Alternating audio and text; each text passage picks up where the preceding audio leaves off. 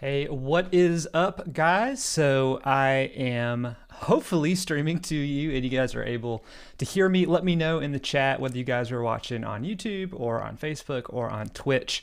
Let me know if you guys can hear me and everything is coming in pretty good. This is kind of the second time we've done it with this setup, so we're still kind of working out the kinks as we go. But yeah, thank you so much, guys. So we'll get rolling here in just a few minutes for the actual tutorial stuff, but kind of the idea with these live streams on Wednesdays moving forward. And I think I've seen a couple people already mention they didn't know this was happening.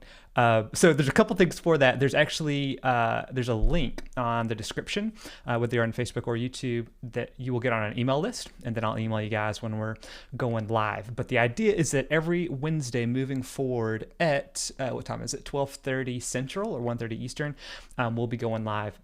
And either we'll go into a specific topic in Easel, or in the future, it'll actually be set up inside of my shop. And so we'll either jump on the X-Carve or the X-Carve Pro and carve something out the full way. So cool. So that is kind of the plan. And then before we get into it, we do want to do some fun stuff in terms of, I'd love to kind of do a spotlight of some of the cool things we have seen going on. So let me pull something up really quick. And I should be able to see the chat from everybody. So hopefully you guys are good. I've saw a couple folks from Texas. I hope you guys are warmed up some. But if you guys are watching from, let me know where you guys are at.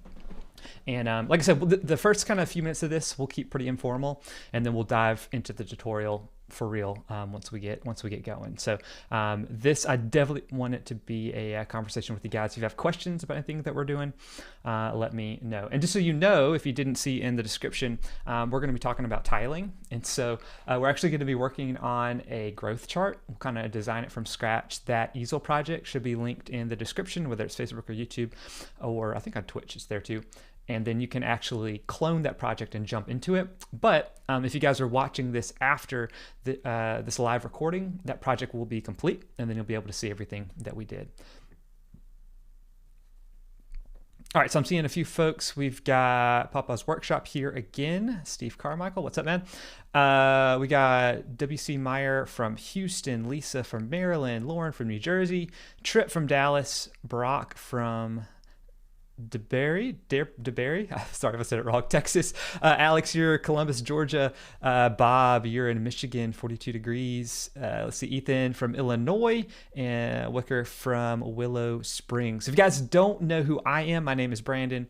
I am the community and training manager at Inventable. It's a pretty new role. You probably have not seen me before, but hopefully you'll see a lot more of me in the future. If you guys didn't know, Inventables is like fully remote now. So we are kind of all over the country, but we're based out of Chicago. But I am actually in Atlanta. That's why I'm in a short sleeve shirt, because it's like 70 degrees outside. So it's really nice down here. Cool, guys. So we will get going. What's up, Freddie? You are from Salem, Oregon. Tripod's Garage from the burbs of Chicago. So you're actually pretty close to our headquarters. Cool. Alrighty, guys. So we will get going. Also, there is I have like a chat bot in there that I need to dial in the settings. So sorry if it says something to you that it shouldn't. We'll try to fix that moving forward. And David from Cali. Okay. So let me flip this over real quick. I have just a couple things I want to show you guys before we get going with it. Let's see if it's going to let me do it.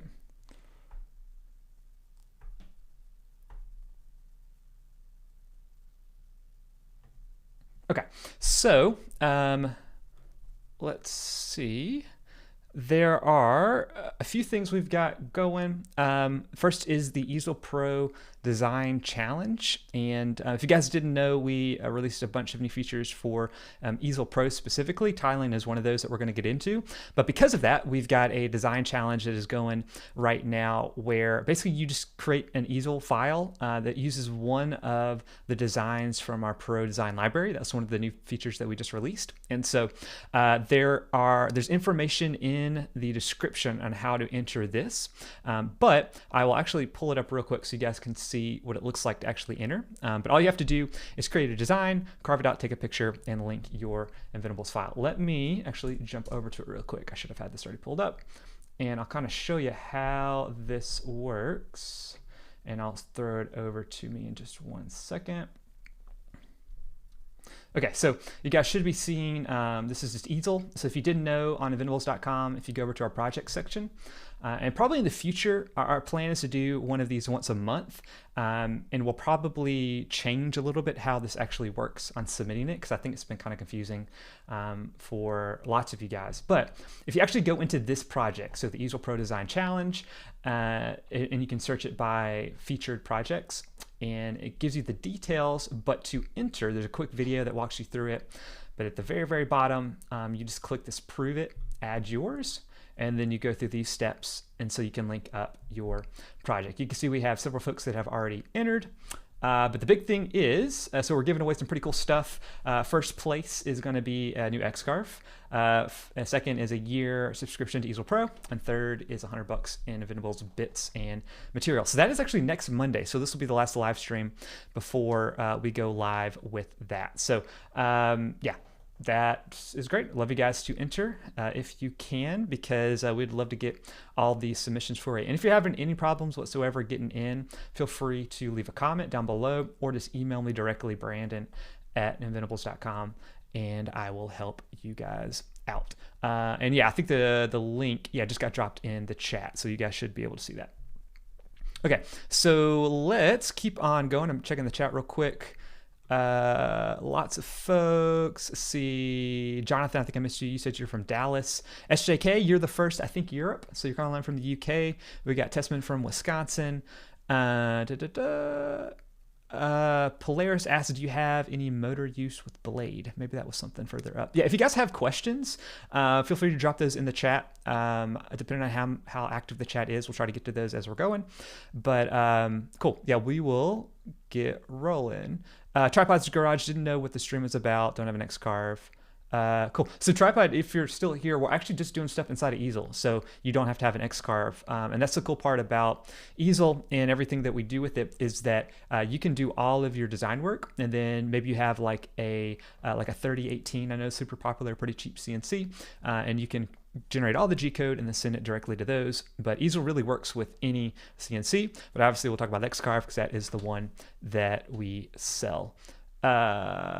Cool. And let's see, we've got Anders from Denmark. Cool. Okay, so there's a couple other things I want to show you. First is, or second, I guess, is each week I want to show you guys a featured maker. I think in the future too, I'd love to actually get these folks on live with us so we can chat with them, and maybe some of you guys, if you guys are doing something cool, make sure and tag us on Inventables. But this actually got dropped into our kind of internal chat at Inventables, and so it's Tom Burton Wood. And what was really cool, I encourage you guys to check him out on Instagram, is I think it's 3D printed. You can see there's a couple of videos down there where he did an attachment onto the front of his X-Carve, and he did basically a pin module. And so he's doing some pretty cool stuff that is not like stock, but he's making some pretty wild drawings. And I've actually seen several folks do this with like Sharpies, where they'll kind of retrofit. But this one I thought was pretty cool with just how he created his own custom kind of jig to hold the pin to get going in there. So encourage you guys to check him out as well. All right, I think that is everything. Let me double check. Yes. Oh, and the other thing, so I will play this. Let me kill the audio. Okay, I don't think you can hear all that. Okay, good.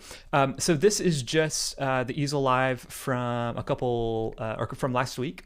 So each week we will post these Easel Lives, and you guys can jump into any of them that you need to as we're going. Also, we'll be posting more like full tutorials. So not so much of a live stream, but like gonna walk you step by step, quick and easy to get through different features. So be looking out for those as well. And I just realized you can't see the video that I was just talking about. Sorry about that.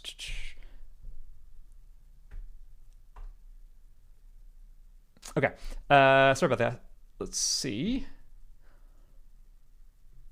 So this was the featured maker, in case you guys missed it. This is what I was talking about, Tom Burton Wood. All right.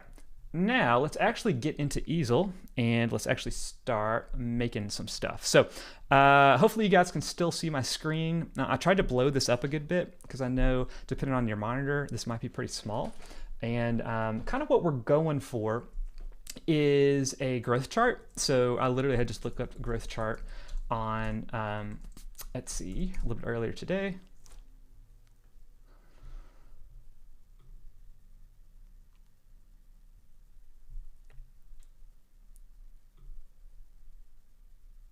And so something kind of like this. I actually have two kids at home. My daughter just turned 3 and my son is 8 months, and I'm long overdue of making a growth chart. So this is actually going to be something I think we're going to carve actually next week. So next week will be more of the physical setup for tiling on the CNC, and this week is just the easel side of things. So this is kind of where we're going, and I had actually started on an easel project right here. Let me close these real quick.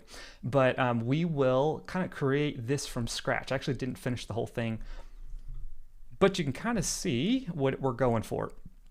And the cool part about tiling, if you guys are not super familiar with easel, this light blue area, that is basically the space that your machine has, and you can always change that right here. So this is set to the 1000 by 1000 millimeter, our kind of standard X-carve, but you can see my material is a lot bigger than that. And so when you do that, there's an option right here that allows you to enable tiling, and we'll dive into that a lot deeper here in 1 second. Let me check the chat real quick before we get going.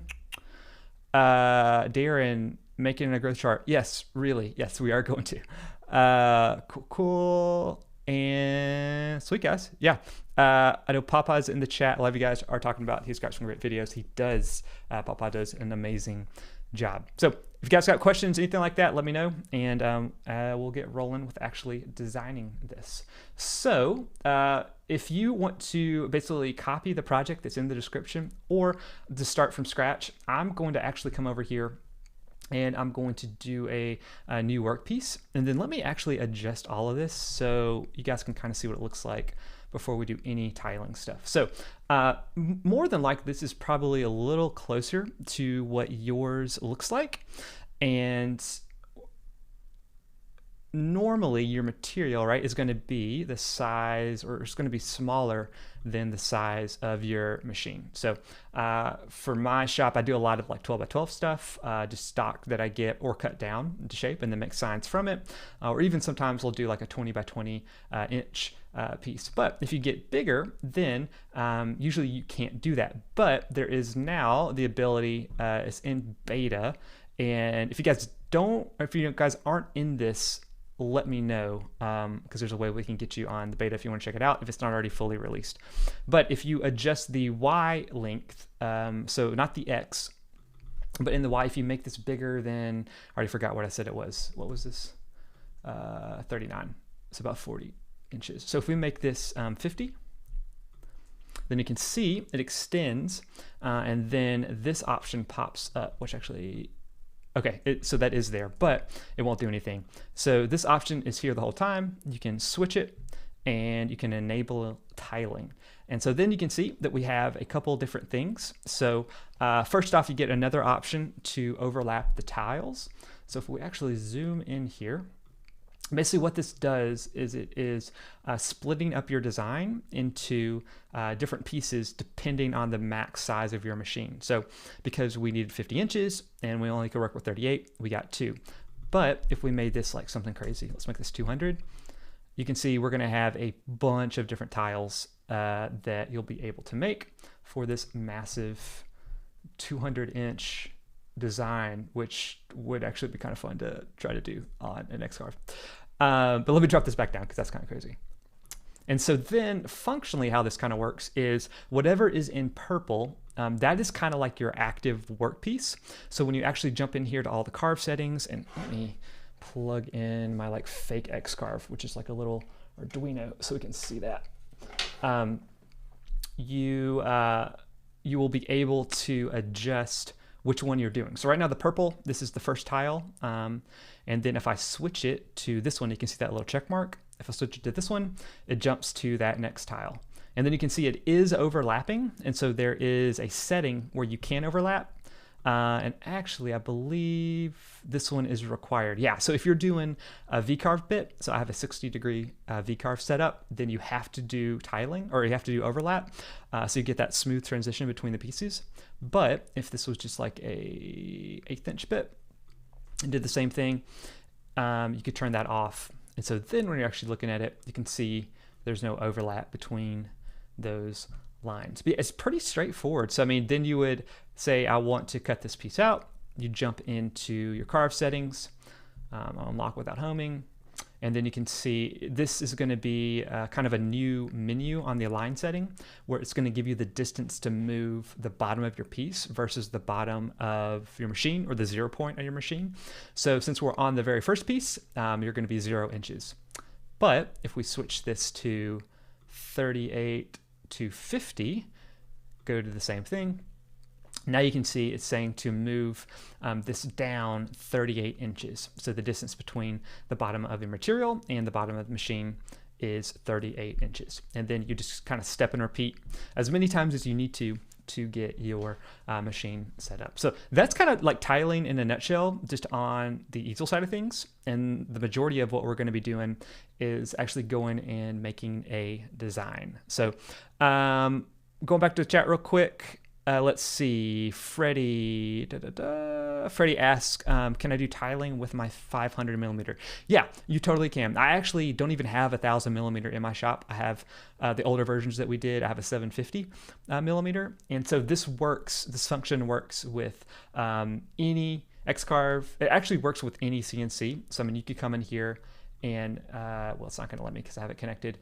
You could go in there and do like a custom Gerbil machine, I think is the setting that pops up, and then you can still do the same thing. So the software will still do it all, and then the only thing that's going to change is just how you physically move and figure out where to put the piece on your machine. It's going to look a little bit different. And the big thing was this was set up, well, it's still in there. This was a feature that we released with the new X-carve Pro that's coming out in a few months. And so to be able to do a full sheet of plywood, so full 4x8 sheet of plywood, since the machine, our Max X-carve Pro is a 4 foot by 4 foot, we're having the tiling in there, so you could do a full sheet if you wanted to. So yeah, that is how that works. David, do you support MB or MP CNC? I think you're meaning just a different CNC, is that right? If that's the case, yeah, any CNC that's going to use G-code that lets you like bring in or import G-code, or if you're using something like Universal G-code Sender to actually like control the CNC, and you can import G-code into that, all that's going to work, because all this does, if we went up here and we went to File, and well, you could connect it, but then you could also export the G-code as well and then import. So mostly printed CNC open source project from David. Oh, cool. David, drop a link to that. I would love to check that out. I've seen a few like straight 3D printed stuff, but would love to see, are there like plans, and is that like kind of like a kit and with instructions and stuff to walk you through it? Because that sounds pretty cool. And let me turn my music off since you guys can't hear it anyway, so the chat stops doing that. Okay. Cool, guys. So let's actually get into doing our tiling. And I'll make sure everything is still going. Everybody still here? Yes. Okay. So this is what we're going after, like I said. And so let's go ahead and make it. So we'll start with a new piece. I'm going to go 80 inches. Most of the ones I saw were like over 6 feet. And so what's that? I can't do math in my head. It's 72 inches. And so I will do, I'm doing 80 just so I can do it a little bit above 6 feet. So I need to actually adjust this one to 80. And we will make it, I think, did I have this one as a foot wide? Yep. And then to start out, this probably will be a 2-part carve because we're going to do some bigger pieces inside of there. But I'm going to keep it just as a 60-degree right now so we can kind of see how that goes. All right, let's see. Benny is asking, how would you just cut one item deeper on my project without reordering any other items on the project? Benny, I think you just mean, and I can show you here. Let me know if this is what you're asking. So this was just an Easel Live, just a screen I put on there. So I could have a graphic, and I'll probably actually wind up cutting this for real. And actually, hold up. Sorry, guys.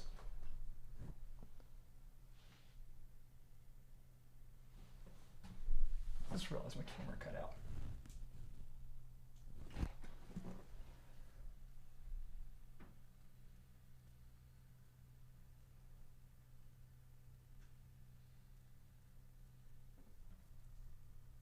Okay, sorry. I didn't have it recording, and I think it just timed out because it's been on for like 2 hours. So, Benny, yeah, so I think you're saying just how do you make things different levels for cutting? Depending on how you have your graphics set up, anything that is like one graphic or one design, you can set these individually to different levels. And so then if you want to make this one super deep and it's going to look weird because it's V-carved, you can do that. And then you can, if you have like the individual pieces, you can do the same thing. You can make it be individual. I think that's what you're asking. Let me know if not, and we can change it up. Yeah, say just alive. Yeah, so Benny, that's what you would do. And then also, I'm kind of doing a mask. So this is actual text, but it's set to 0. So I'm able to kind of mask away the live and keep that at the top. But since this is its own graphic as well, you can just go in and you can make that a different level too. So here you actually have like 3 different levels that you could go in and change up. So hopefully that answers what you were looking for. All right, now let's get back to cutting this guy out. And then I'm actually gonna turn the tiling off just so that purple window goes away. So hopefully it's easier for everybody to see.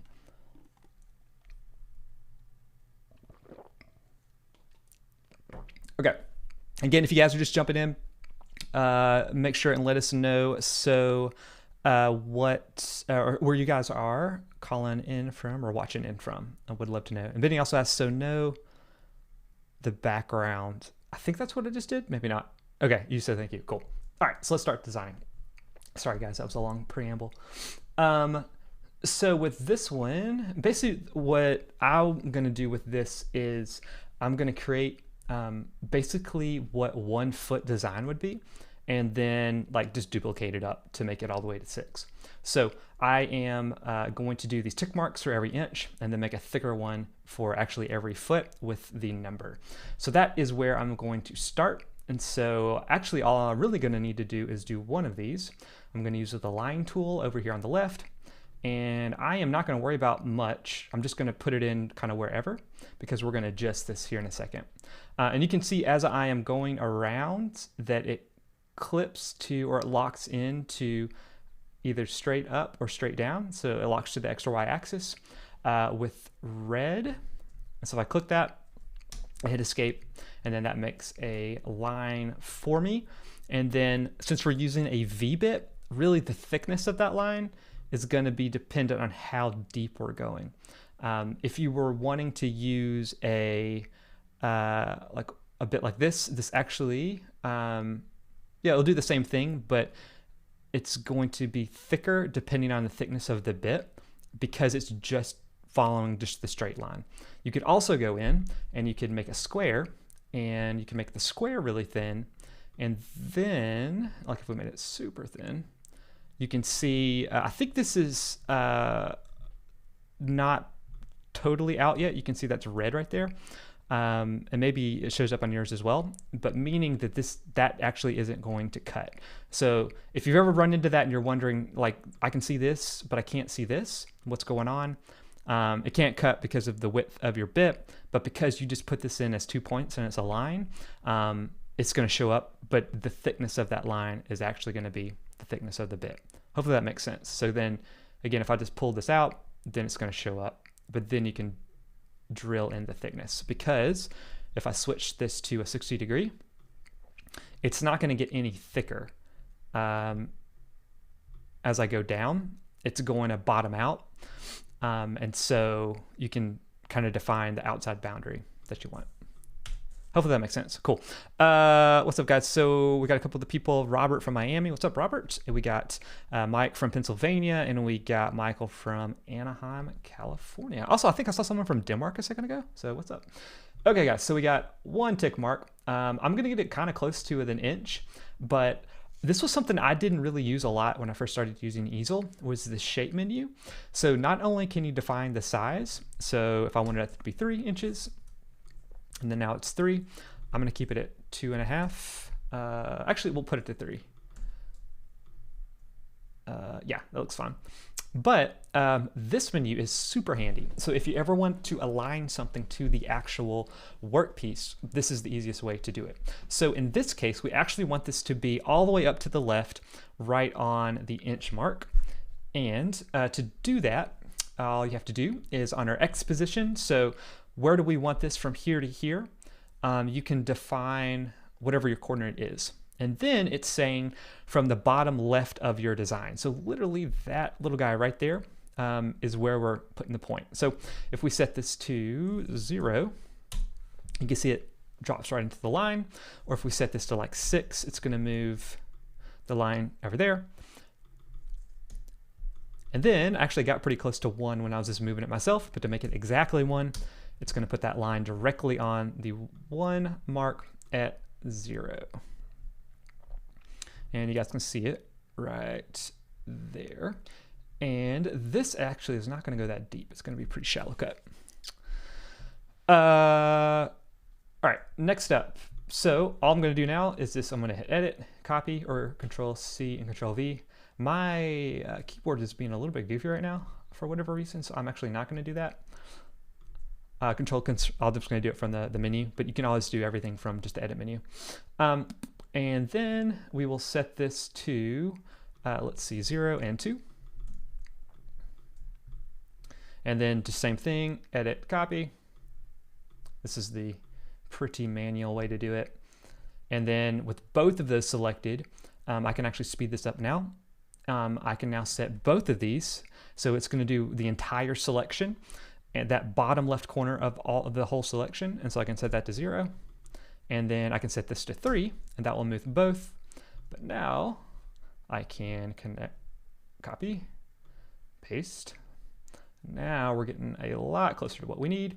And so this is going to be at the 5-inch mark, 0, 5. And then we only need one more. And 0, 9. And actually, we'll go ahead and do the thicker mark, but we're actually going to change this one up. So this one's going to be 0 and 10. Oh, I'm sorry. I was going to 10 inches. I need to go to 12. Okay, so we'll do one more. Actually, we'll do 2 more.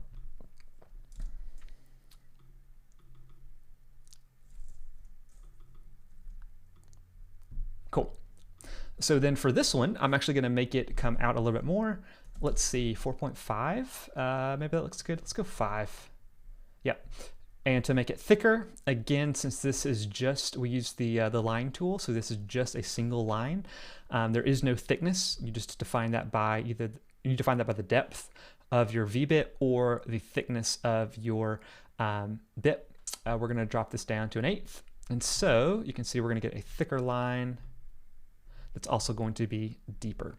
So that is how we are going to get that one. Now, all we have to do is, just like we were copying and pasting all of those tick marks, I can select all of that, copy, paste, move it up to 0 and 13, copy, paste, basically do that exact same process, just bigger. But before we do that, let's go ahead and drop some text in there so we don't have to do this over again. And I'm just trying to see, what did I use? Okay, I used Anton as my font. So if you guys didn't know, there's this font menu, and you can add fonts if you're using Easel Pro, but we also have stock fonts.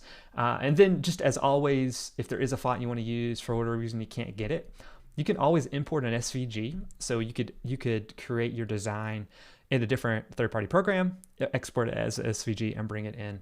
And then you can even break apart the elements and move it around as needed. And that could be something we do in the future too. So I think I just said Anton, is that right? Yeah, so it's gonna be a pro font. We're gonna make this 1. All right, and then we're gonna put it right here.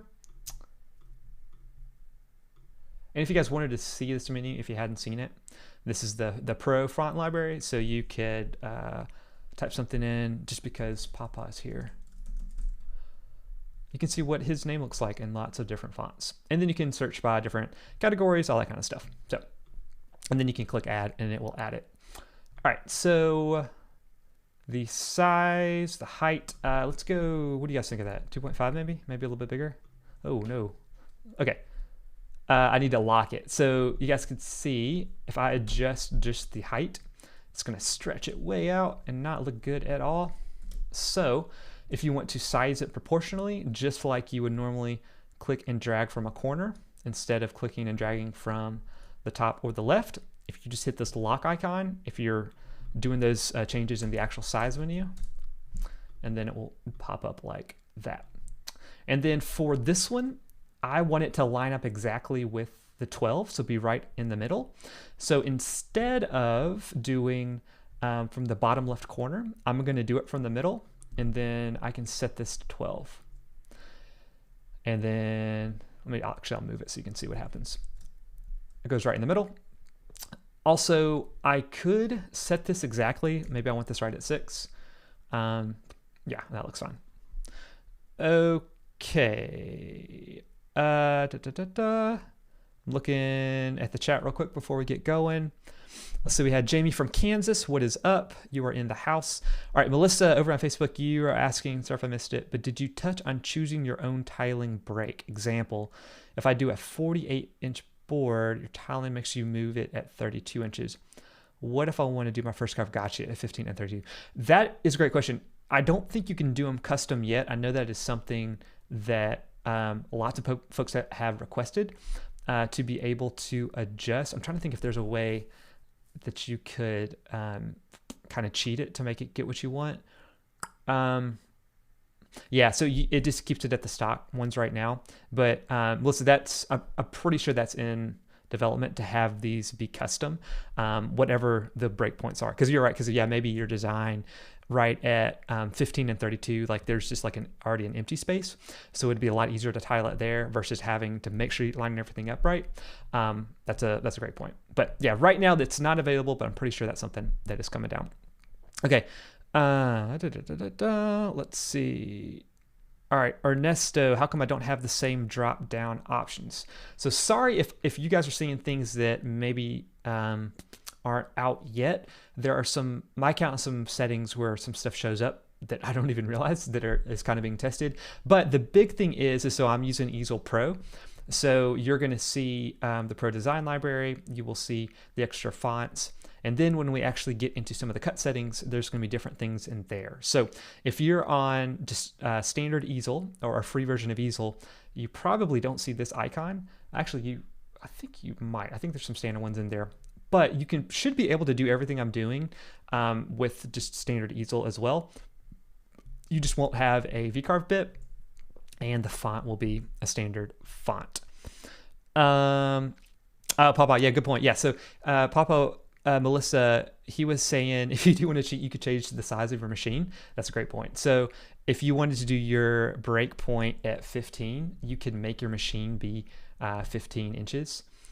Then if we jump into here, we turn on tiling. Well, it is dropping it, yeah, at 0 to 15 with an overlap. So yeah, that's a good way to cheat it. What would be a little bit harder then is if you want something that isn't 15 inches in addition to that, it can get kind of hairy. But yeah, that's a pretty easy way to cheat it.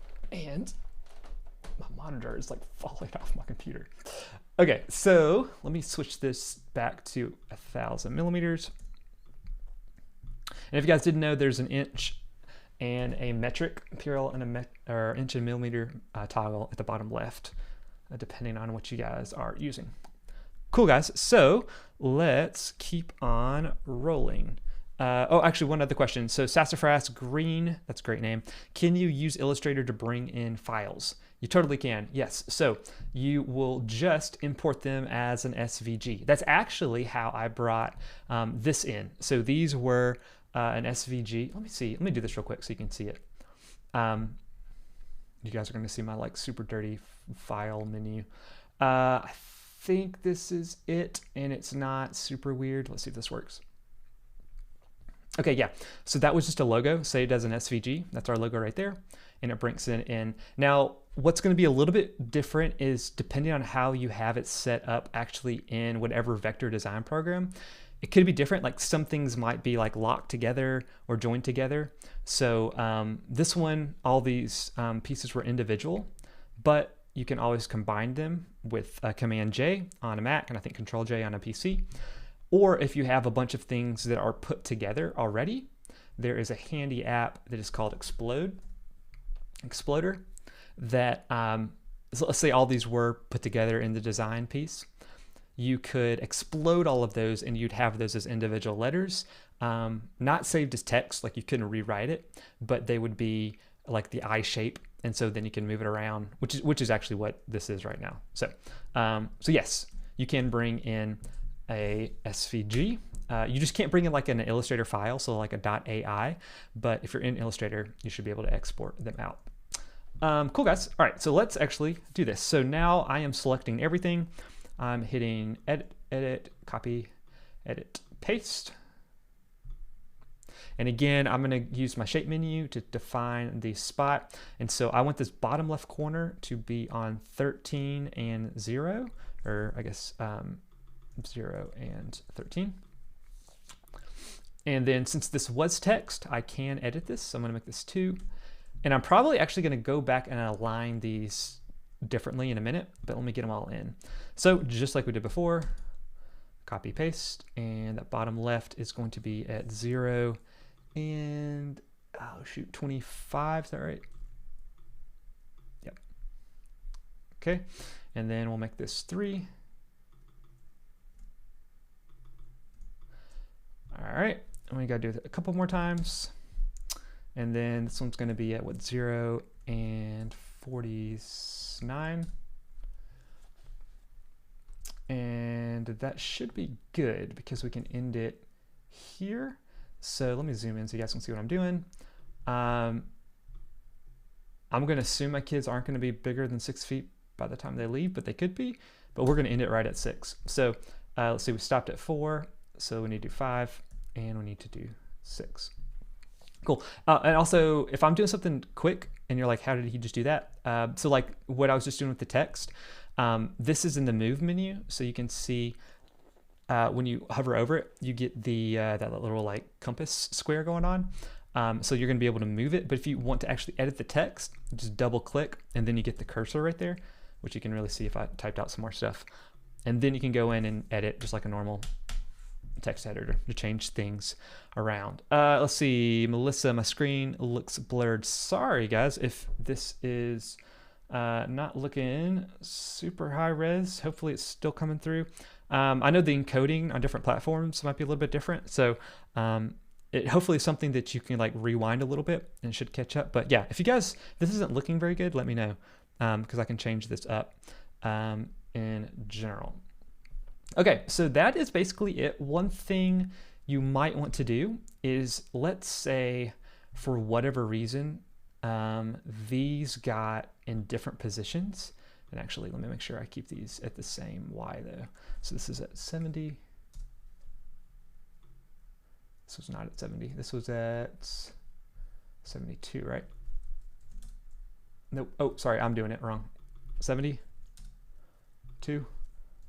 There we go. And this was at right at 60. Okay, so what you could do is you can also align all the things together. So let's say, and I'm just clicking and dragging, that's what that purple menu is. And so you can see I've got all of those pieces selected. Now, I can move them around with this, but like, let's say I want to line all of them up so they're all lined up on the left side. So like if we had like 10, actually we'll make this 10 so you guys can see. So we had this as 10. Well, let's make this like super big. We'll make 7, 4. So my son is going to play in the NBA. He's going to be super tall. When you select everything, you actually see this kind of align menu. And if you are familiar with vector editing software, this should be pretty familiar, but if not, basically what's happening is it's giving you a visual of what the two different pieces are. and where they're going to line up. So in this case, you can see that black one and the white one, and then there's a line, which means that it's going to push them all the way up to the left side. Same with this one. This means they're going to line them up right down the middle, this one to the right. Then, so this is in the aligning it in the y-axis, and then this is in the x-axis. So in my case, I want to line everything up to like justified to the left. And so you guys can see that if you go straight down that line, all those are lined up. Do the same thing. Maybe you just want to straight up center them. So maybe you want those numbers to be centered relative to the other ones. You can do that. And obviously the same thing there. Now, if I went and hit these, it's going to stack all of them right on top of each other, which I don't want. So let me undo that. I'm hitting Command Z or Control Z. And let's actually fix this because we don't want this. We want the 6.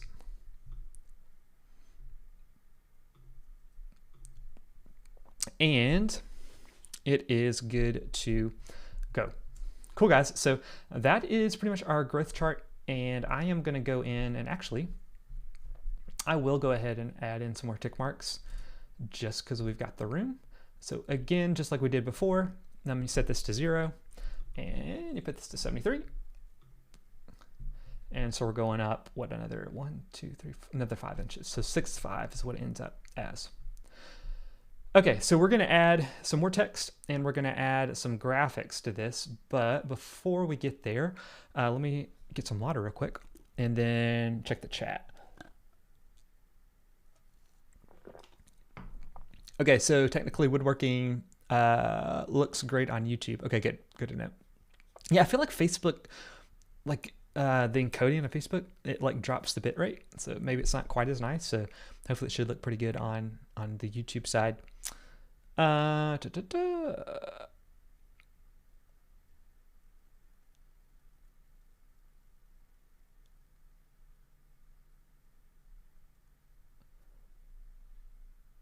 Okay, Benny, you're just asking about the moving around. Yeah, hopefully I explained what you were looking at. It does take a little while to kind of get how to move things.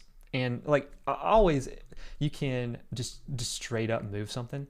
And even before I started playing around with the shape menu, like that's just what I would do.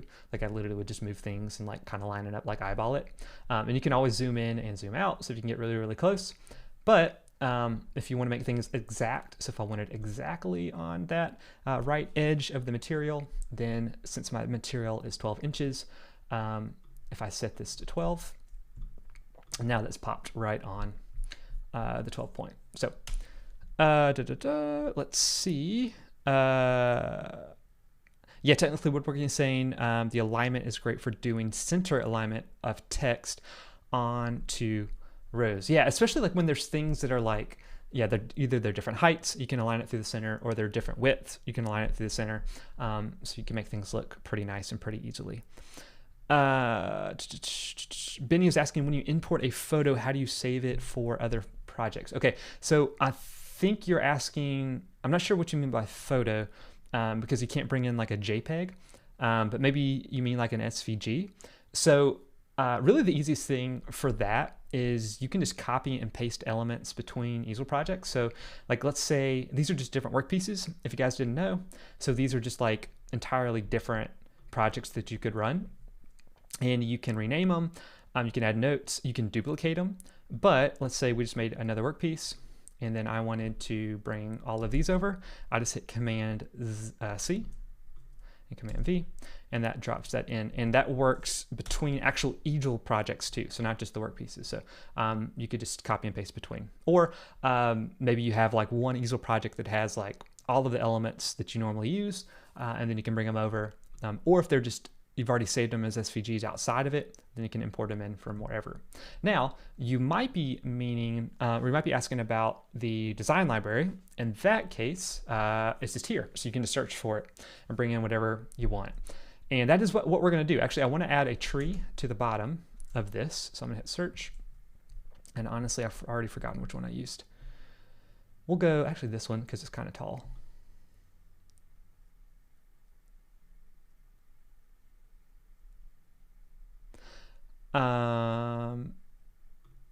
Sorry, that one looks a little weird.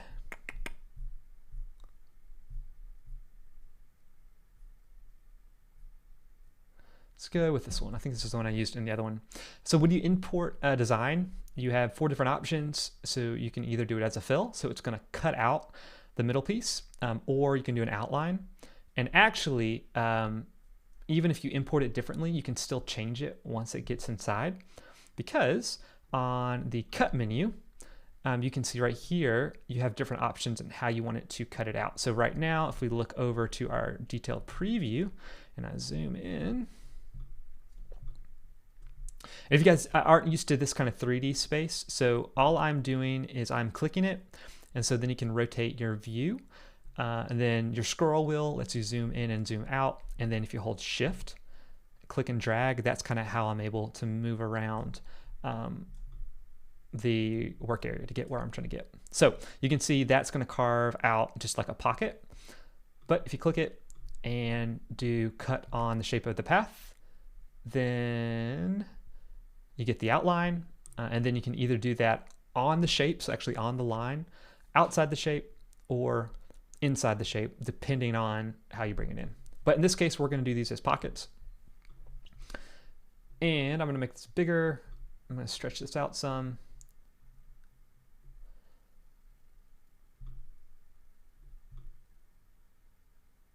We'll do something kind of like that. And actually, I don't mind if it cuts off. This isn't going to look great, but you guys will get the idea. I'm going to go ahead and let it cut off the bottom, so I'm not going to line it up exactly. If I did, so if I actually put this at the very bottom, I made this 0, you're going to get that like rounded piece right there. But I want it to like go all the way over, so I'm just going to pull it down. Or you could draw that shape on top of it. And actually, I'll show you guys that in case you haven't seen it. So let's say I want this to go all the way down. I can just go in here with the align tool, and I could just draw the shape on top and go to the cut settings, change that to a pocket, and then just make sure those depths match up. So this is 0.05, this is 0.2, so I'm just put this as 0.05, and pretty much does the same thing. You could also actually go into the shape. So let me move this out of the way. If you double click, like if you double click text, you can edit. If you double click a shape, you can also edit. And you can see here are the actual like controls for the shape. So I could even do something like this, and we'll get something similar. Okay.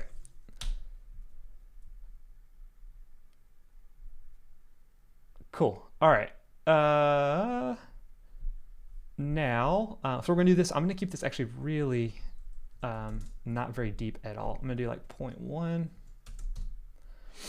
So it's gonna hopefully be kind of subtle in there, depending on how I want to paint it. Actually, we'll go a little deeper so you can see it. And then, so at the top, we're gonna do.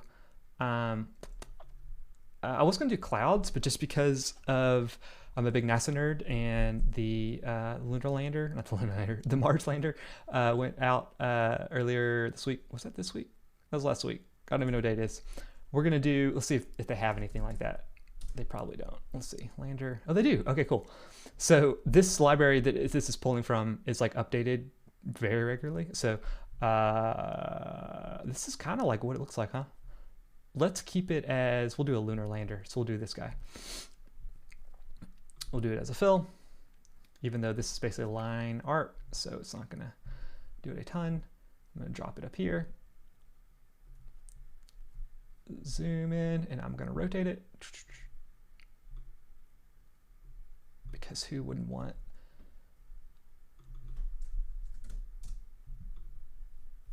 a lander at the very top? And I'm actually gonna have this kind of cut off the side to see what that looks like.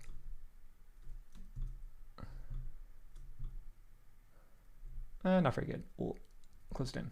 Anyway, so yeah, I'm just playing around. And then the last thing that we want to do is actually add text. So a lot of those growth charts usually will have like the name of the kids or the name of the family. And so I'm going to go in and add just my name, and I forget what font I used. I used Montserrat. All right, so I am going to type it out. So and double click, column family. And then we can lock it, and I might want to make it bigger in size. And then if you want to rotate it, because I want it to going up and down, you can either do it here with this toggle right here.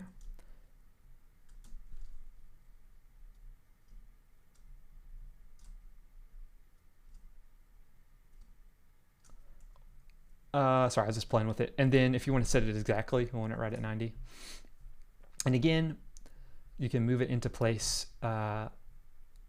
just by eyeballing it. But if we want it exactly in the center, let's see, since this is 80 high, if we go to the center of this piece and we set this to 40, now we know this is centered, but I might want to move it actually a little bit this way and keep that at 40. And then adjust this here. And so maybe even want to make it bigger. All right, this is starting to look pretty busy, but you guys kind of get the idea what we're going for. Actually, let's make this cursive.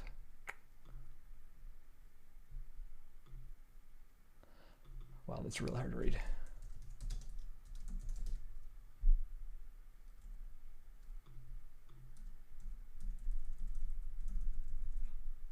Okay, we're gonna keep it as that. That didn't look very good. Make sure this is at 40 again. And I think we are set. Cool. So, yeah, guys. And now all we would do is go through the cut settings. And so we'll go through the tiling process here in a sec. But let me check the stream again and see if you guys have any questions.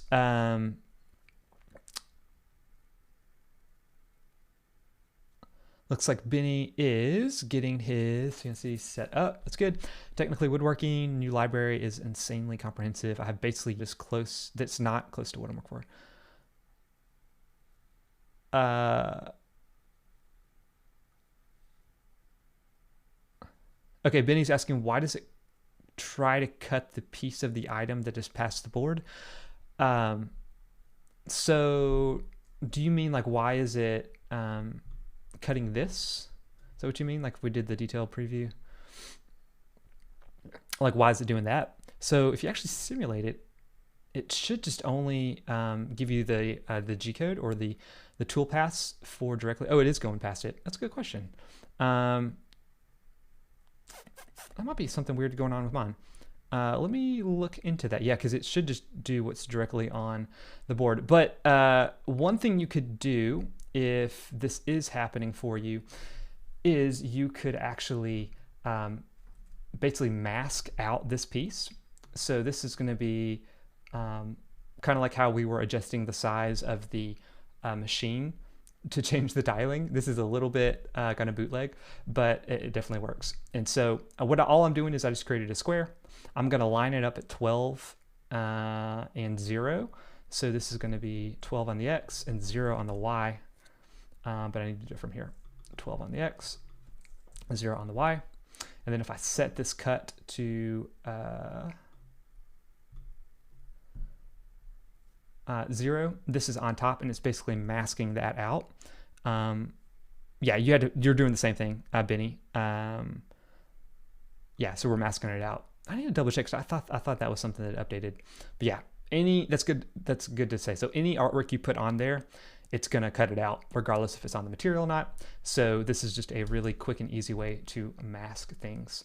And you could even like just create an entire frame for this if you wanted, and then you could just copy and paste it and use it across all of your art pieces. So if I just did this let's see the top, we want this to be, actually I want this to be at 0 and 0. Yeah, so then all of that is masked out. That's a great point that you do. Yeah, so Benny, that's just the way you mask things out. But again, if you just have a frame set up, it shouldn't take super long to put together. Okay, so let's go through the actual cut settings. Yeah, you can also do the combine. Jamie is saying, so Jamie Banda, you can also select it and hit combine. And this is one thing we talked about last week. If you guys missed it, is when you do like something like a combine, that's going to be a destructive edit. So you won't be able to get like the original artwork. So usually anytime I would do something like that, I would actually just duplicate my workpiece. So when I did that, it cuts it out. So if for whatever reason I was like, oh man, I wish I pulled this over a little bit more, I still could if I just like revert back. So another way to think of this is, instead of just making them different designs, they could be like different revisions of a design. And so you can kind of like go backwards through your design history to see what you want. But just know you just need to just duplicate it, make a new one. You can make as many as you need to. So yeah, if we did the same thing down here, just right clicking, I'm hitting combine. Actually, I need to do it the other way.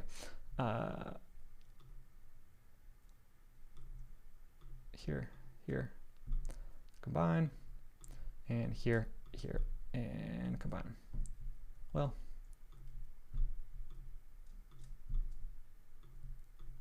actually, I'm not sure what's going on. Anyway, yeah, that's normally what you do. I think it might just be because I have the way I have them. The depths are being a little bit goofy. Okay, cool guys. So yeah, you can also, technically woodworking said now you can reorder the work pieces by dragging and dropping. Yes, so once you click, then you're going to see that little like earth icon right next to your hand. And then you can, well, I guess it's kind of hard to tell because they're all the same thing. But you guys can see I can just move them to a different spot. So maybe you want whatever your final version is, at the first or at the end or whatever, you guys can do it. Cool. Okay, so then on the actual, and this is what we'll try to do next week. My X-Carve Pro, I had to make a change to it. So I'll actually do it on that machine, but I can show you also on a normal X-Carve how to do it.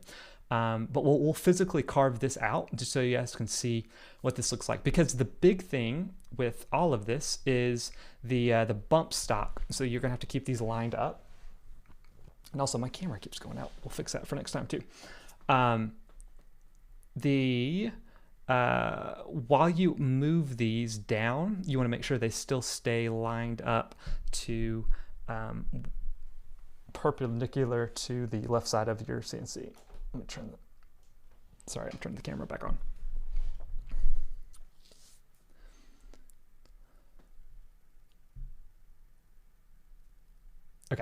Okay, so you would, as you would move these down, like if we do we have tiling turned on? I don't think we do. But as you would move this down, you would just need to make sure it's staying lined up. That's going to be the biggest part about the tiling piece that you want to be able to do. So let's go ahead and enable tiling. And again, that purple, that is the tile that we're doing. And so you can see we're going to have 3. We've got overlap turned on, and we're going to have 3 different tiles. So you just select which one you want to start with. And actually, I have this set up for a 60 degree, but just because we have a big pocket right there, I am going to use, I'm going to make that a detail bit. And then I'm going to use an 1/8 inch. And let's see what the time's going to look like. And if you guys didn't know, basically what that does is when you have big pockets like this, if you use a V-bit, it's going to take forever and it's not going to look as nice. So if you have, especially like an upcut bit, the fishtail works, or just like a general upcut, then you're going to get a really clean bottom to the cut. And if it's down cut, you'll get a really clean top. So like if you're cutting out a piece. And let's see, I've got 10 minutes and 26. If I switch this to a 1/4, let's see if that changes the speed at all.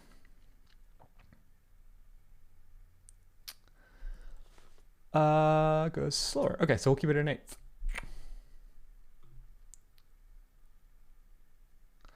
Okay, so then we would jump into here. Again, we've got our first tile, if I zoom all the way out. So we've got this guy selected, 0 to 39 inches. Go into carve, move it down 0.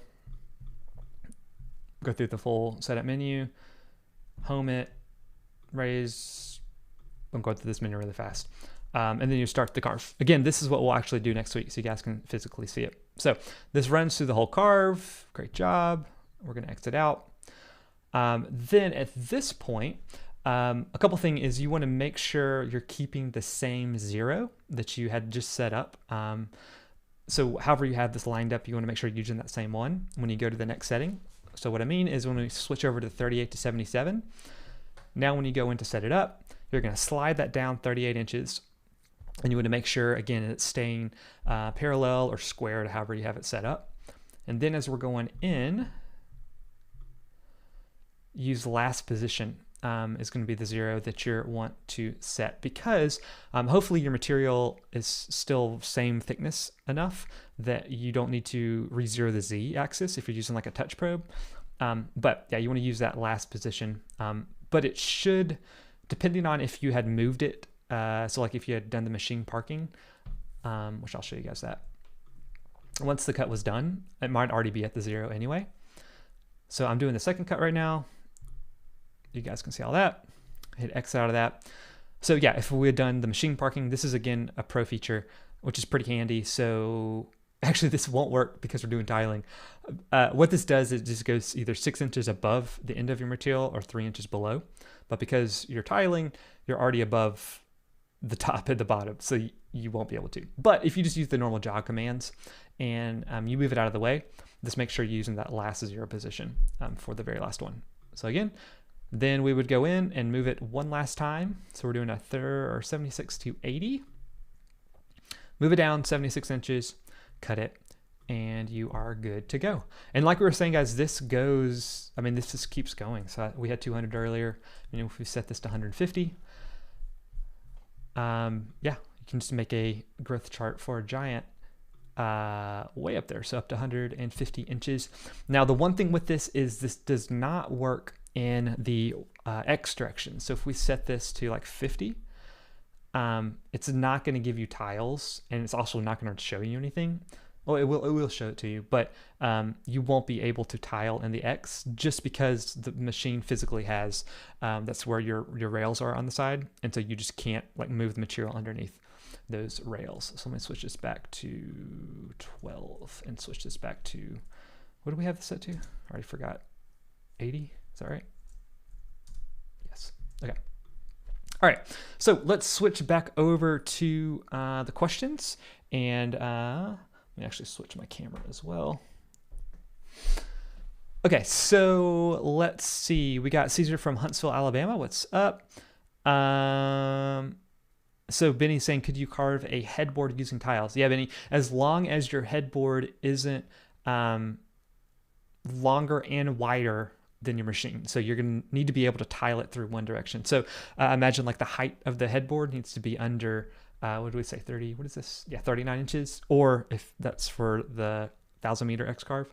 So yeah, or I guess you could tile, you could do like 2 different pieces and then like glue them together, but still tile them in the Y if you wanted to. So yeah, you could do that.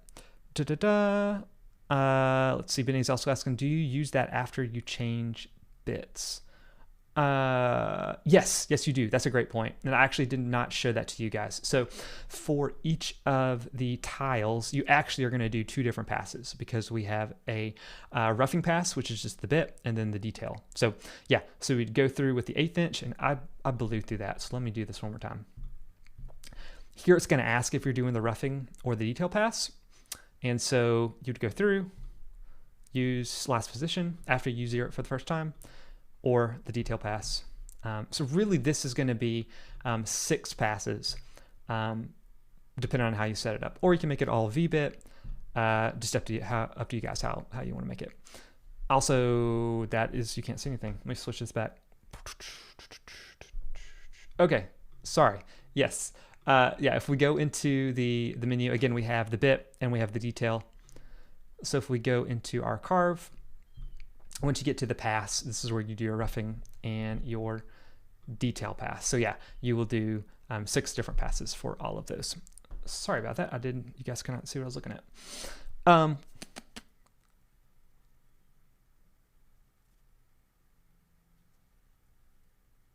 So technically we're working, do you change your bits per tile or all the tiles and then again for the next bit? So you really can do it however you want.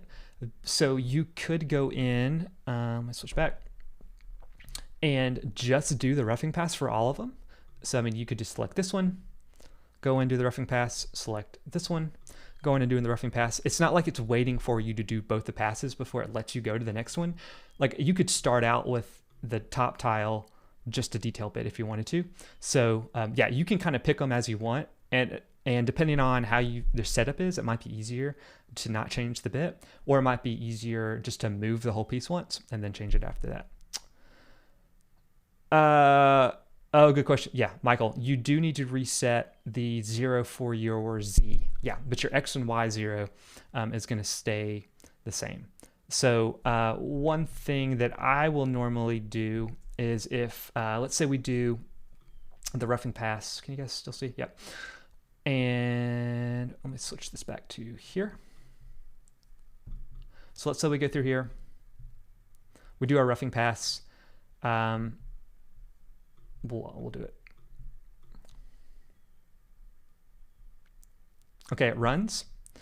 So once the CNC is done, and again, we'll show you, we'll do this live. Hopefully this helps out more next week.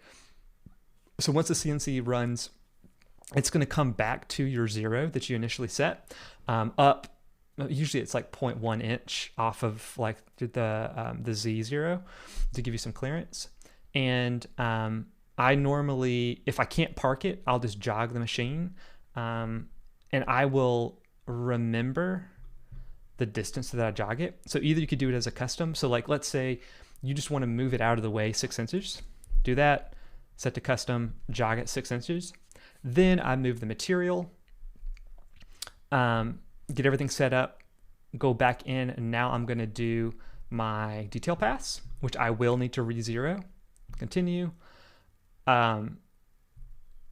Then, well, the Z probe isn't going to show up for you guys, but that Z probe setting would be there. You would re-0 it, and then you can move it back. You could still use the last position, or you could just manually move it back if you wanted to double check and say use new position and then go. But the Z and the X and the Y usually are separate with how you can 0 them. So cool. So yeah, that's all that you guys would do. So guys, yeah, that's pretty much it. Let me know any other questions, and if not, we will jump off. Papa, yeah, I can shoot you a message. Cool, guys. Well, thank you so much for hanging out. Again, like I said, the plan is to do this every Wednesday at 12:30 Central, 1:30 Eastern, and we'll be doing something different.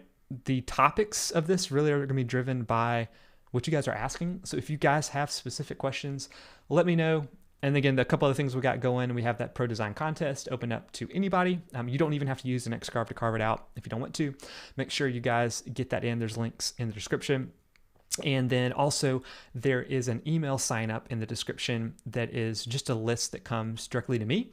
And so I will be able to email you each week when we're going live. And then you can also ask questions there. Let me know what topics you want, that kind of stuff. So thank you so much for hanging out. I hope you had fun, and I will talk to you guys very soon. All right, see ya.